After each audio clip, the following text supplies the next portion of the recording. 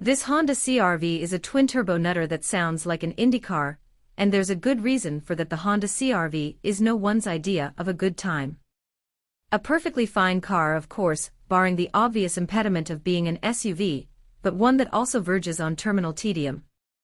At the risk of digressing already, having a dig at a car that's made to be sensible, reliable family transport for being boring is like criticizing a Cessna for being a rubbish submarine. But well, in any case, this particular CR-V has clearly been built to be an antithesis to every single facet of the CR-V, practicality. It can go hang. School run ability. No, there's quite a bit of space frame, and an entire engine where the rear seats used to be. Reliability. Well, sure, provided you have a team of mechanics on hand who know how to keep a 2.2-liter, twin-turbo hybrid V6 plucked from an IndyCar in fine fettle.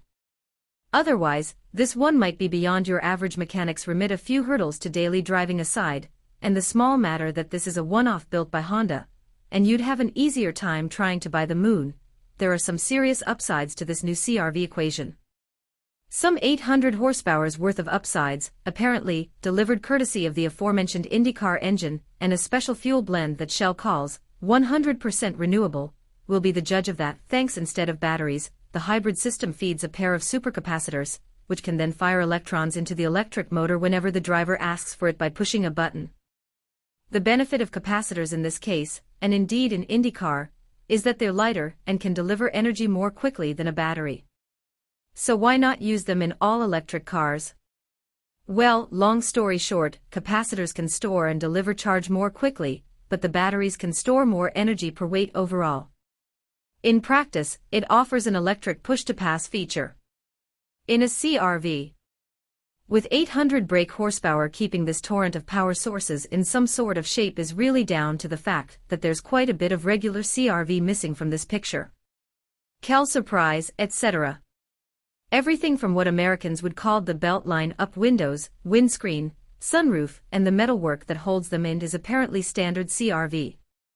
Everything else? Well, there's a space frame chassis, the front suspension and brakes from an NSX GT3, the rear suspension from a Dallara IndyCar. Insider tip: Dallara makes all the IndyCar chassis, with custom Brembos to fit. Strack handles the gear changes, McLaren supplies the engine control unit, and Honda's North American racing arm supplies the IndyCar-ready powertrain. It's a pretty special bit of kit, all things considered. But even more special is that this might be the first time a CR-V was anyone's idea of a good time.